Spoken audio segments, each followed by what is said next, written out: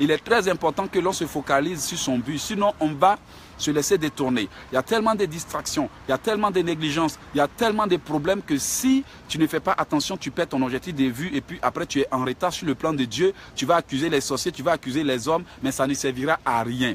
Il faut te mettre en cause. Mon frère, est-ce que ce que tu fais là, est-ce que ça représente la priorité que Dieu a fixée pour toi? Dieu a confié à chacun son but. Dieu a confié à chacun une vision. On peut s'unir, mais parfois chacun a une vision. On est sur cette terre, on marche, chacun à sa direction. On est sur cette terre, on marche, chacun à son but, son appel et autres. Donc, comme je l'ai dit au départ, il faut qu'on apprenne à se fixer des priorités. Vous voyez? Donc, enfants de Dieu, apprenez à miser votre énergie sur ce qui est important.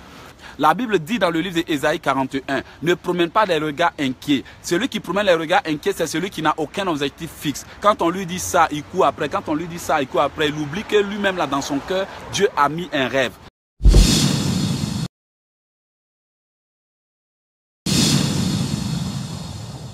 Aujourd'hui, j'ai compris quelque chose. Il faut se fixer des priorités, sinon tu vas finir par te mordre les doigts. À la fin de ta vie, là, c'est pas ce que tu as réalisé, tu vas regretter. Mais c'est ce que Dieu t'a donné l'opportunité de réaliser que tu as négligé, que tu vas regretter. Je ne voudrais pas que quelqu'un regrette. Aujourd'hui, là, tu as un rêve. Dieu t'a mis quelque chose à cœur. Il te révèle par des révélations ce qu'il veut que tu fasses. Apprenons à nous fixer des priorités. Apprenons à rester focalisés. La Bible dit dans le livre d'Ésaïe 41, comme je l'ai dit tout à l'heure, ne promène pas des regards inquiets. Moi, je suis content. Le plus important, c'est que Dieu montre qu'il est avec nous. Mais enfants de Dieu, avez-vous des priorités? Avez-vous des priorités? Vous n'allez pas rester toujours dans la basse classe et puis toujours utiliser les plus bas niveaux. Toujours vous êtes complexé devant les gens parce qu'ils gagnent plus que vous. Toujours vous êtes complexé devant les gens parce que c'est eux qui vous donnent toujours. Il faut sortir du complexe d'infériorité. Il faut sortir de l'infériorité mentale. Il faut sortir de l'infériorité, même que ce soit intellectuel ou pas. Il faut sortir de là. Tant qu'on ne sortira pas de notre zone de confort, on ne verra pas le vrai confort que Dieu a prévu pour nous. J'ai pris le temps, j'ai réfléchi. Aujourd'hui, j'ai décidé de poursuivre mon rêve. Est-ce que tu poursuis ton rêve ou bien tu l'as mis de côté pour attendre le bon moment? Laisse-moi te donner le conseil de Wayne Dyer. Wayne Dyer dit, attendre le meilleur moment, c'est la meilleure façon d'échouer. Parce que pendant que tu es en train d'attendre le meilleur moment, le temps passe, ton énergie passe, ton âge passe. Tu vas attendre 50 ans pour te marier, tu vas te rendre compte que tu es déjà vieille, les garçons ne vont plus vouloir te prendre. Pendant ce temps, tu es en train de trier les hommes, tu es en train de trier les métiers. Le temps, tu vas te réveiller là, tu n'as plus de force pour faire ce que Dieu t'a dit.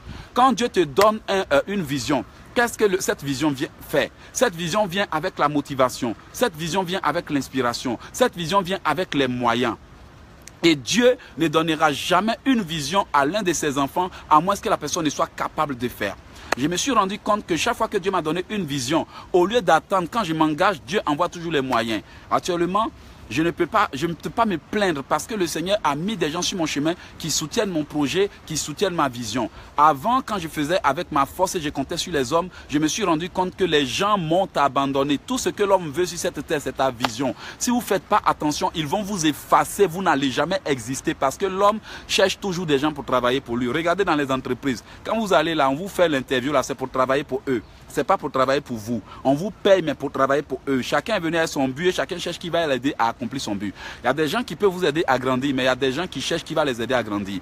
Donc, ayez des priorités. Soyez focalisés et autres. Vous voyez, donc, faites comme la lionne. Qu'est-ce qui est votre priorité aujourd'hui?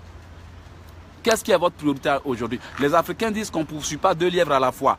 Un pas à la fois. Et Dieu ne vous donnera pas de vision tant que vous n'êtes pas prêt. Et il y a des gens qui sont prêts, qui sont nés. J'ai dit, Dieu a dit dans la parole, il a dit, depuis le ventre de ta mère, j'étais établi prophète des nations. Ce qui veut dire que depuis le ventre de la mère, une personne est déjà prête à réaliser des grandes choses. C'est pour ça aujourd'hui on voit des enfants stars. C'est pour ça aujourd'hui on voit des hommes. Moi, Eloge, je n'ai pas été allé au collège pour apprendre à écrire. Mais aujourd'hui, j'ai écrit des livres qui font partie des livres qui impactent le plus de gens. Aujourd'hui, je suis content de ce que mes livres sont vendus de partout dans le monde et qu'à travers mes livres, les gens apprennent à lire la Bible, les gens apprennent à prier, apprennent à servir Dieu. C'est le plus important. Ce n'est pas parce que j'avais des diplômes pour écrire, mais quand le Seigneur m'a révélé, éloge, j'étais appelé à écrire. Je me suis engagé. Lui-même, il m'a donné l'inspiration et la connaissance. Appelez, vous allez voir au 438 995 4109. Prenez mes livres, achetez-les, vous allez voir. 100% satisfaction garantie. Il n'y a pas une seule personne sur 100 qui achètent mon livre et qui disent ce livre-là, je ne me plaît pas. Eux tous disent après la Bible, c'est le meilleur livre. Peu importe ce que les gens disent ou pas, nous on avance. Donc je veux que vous avanciez. Fixez-vous des objectifs. Dieu vous donne des dons. Il compte en vous. Il compte sur vous en fait. Il compte sur vous. La seule chose qui permet à quelqu'un d'accomplir sa mission, c'est le Saint-Esprit. La connaissance humaine ne sert à rien devant le Saint-Esprit. Abraham n'a pas eu de diplôme pour faire quoi que ce soit. Eux tous étaient animés par le Saint-Esprit. Conduits par le Saint-Esprit, avec un peu de connaissance venant des uns et des autres, Dieu a fait des grandes choses. Dites-moi quelqu'un qui a eu son diplôme pour faire ce qu'il a fait, Est-ce que les Paul et Silas ont eu des diplômes? Jésus-Christ leur a dit, attendez jusqu'à ce que le Saint-Esprit survienne. Ce qui veut dire que peu importe leur connaissance humaine, tant que le Saint-Esprit n'était pas venu, ils étaient incapables d'accomplir la mission. La mission que Dieu t'a donnée, il t'a donné l'Esprit. Peut-être que tu as besoin de connaissances. Peut-être que tu es un ingénieur. C'est l'Esprit qui te permet de tout faire. L'Esprit de Dieu, c'est ce dont tu as besoin. Tu as besoin de te booster. Quand un mauvais esprit rentre, ce mauvais esprit corrompt l'esprit, empêche l'Esprit de Dieu d'agir. C'est pour ça que Jésus-Christ a dû délivrer certains des mauvais esprits. Sans l'Esprit de Dieu, tu ne peux rien. La Bible dit, c'est l'Esprit qui vivifie, le corps n'est rien. Maintenant, pour que l'Esprit te vivifie, tu dois cesser de vivre dans le péché, tu dois cesser de faire des mauvaises choses et tu dois forger l'habitude de prier. On va à l'église pour apprendre, on vient à la maison pour appliquer. Dans la vie en général, on applique les préceptes. On ne va pas aller dormir à l'église seulement, mener une vie religieuse qui consiste à lire la Bible, tu lis jusqu'à ce que tu connais tous les versets bibliques, mais tu es fauché parce que tu ne sais pas appliquer. Tu lis tous les versets bibliques, mais toujours en rêve, là, tu as des problèmes. Écoutez, il y a un temps pour étudier, il y a un temps pour appliquer. Il y a un temps pour apprendre, il y a un temps pour mettre en application. Donc aujourd'hui, fixe-toi des objectifs nobles. Et fais la différence. Est-ce que ce que tu fais là, c'est la priorité? Est-ce que c'est la priorité de Dieu pour toi? Moi, j'ai plein de dons. J'en ai jusqu'à 7. J'en ai jusqu'à 8. J'ai appris beaucoup de choses de moi-même et j'ai constaté que quand Dieu met un don en quelqu'un, la capacité à manifester ce don vient de l'esprit que Dieu lui donne. J'ai appris à écrire moi seul. J'ai composé 250 chansons moi seul. Je suis devenu artiste chanteur moi seul. Quand je voulais apprendre l'anglais, j'ai dit à Dieu, donne-moi l'esprit pour parler l'anglais. En moins de 6 mois, j'ai maîtrisé l'anglais. J'ai travaillé pour les compagnies pétrolières les plus réputées. Sans l'aide de quelqu'un pour m'apprendre l'anglais, j'ai appris moi seul. Parce que c'est l'esprit qui vivifie, le corps n'est rien. Aujourd'hui, je t'invite à ce programme que le Seigneur m'a inspiré. Et ce programme, je me bats pour qu'il fonctionne. Et aujourd'hui, nous sommes à déjà plusieurs pas de ce programme et les gens ont toujours été satisfaits, toujours été connectés. On devient de plus en plus nombreux. Je reçois des centaines de témoignages et j'en suis fier. Le plus important, c'est que je me suis fixé une priorité. J'ai constaté que si je veux tout poursuivre à la fois, si je veux tout écouter à la fois, si je veux tout faire à la fois, je risque d'échouer. Je dois avoir un but dans la vie. Oui, chacun a besoin d'un mentor, chacun a besoin d'un maître, chacun a besoin d'un conseiller. Mais quand tu as appris les conseils, là, tu vas faire quoi de tes conseils? Il faut les appliquer. Comme je l'ai dit, on doit tous avoir des objectifs fixes. On doit tous avoir des objectifs nobles. On doit tous avoir des objectifs concrets.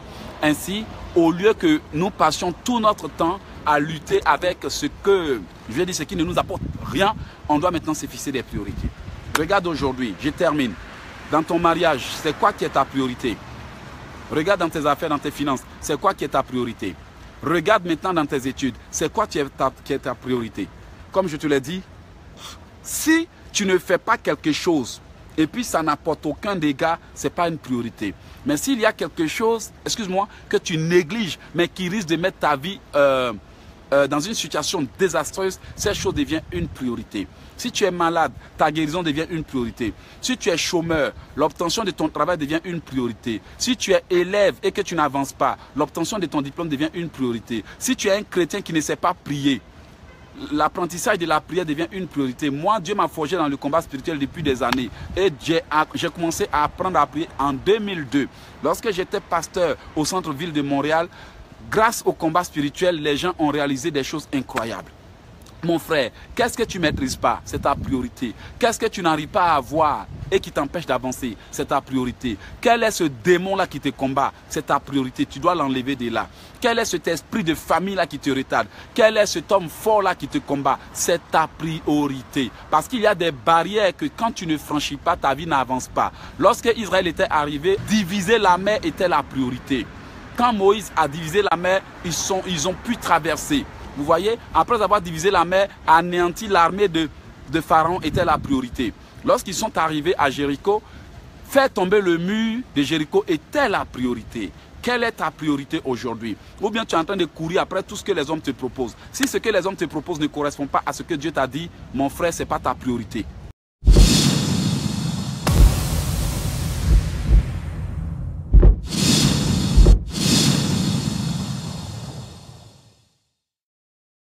Les hommes, eux, ils font selon leur vision, selon leur vouloir, selon leurs objectifs. Ils vont te dire, ah, viens faire ça, viens ceci, viens cela. Ils ont leur but, chacun a sa mission, on ne peut pas en vouloir chacun. Mais toi, tu as ta mission. Est-ce que ce que Dieu a mis dans ton cœur, ça correspond à ce que les hommes te proposent? Est-ce que ce que Dieu a mis dans ton cœur, ça correspond à ce que la société te propose? La Bible déclare que tout ce qui est fait sans conviction est péché. Aujourd'hui, fixe-toi des objectifs, fixe-toi des priorités.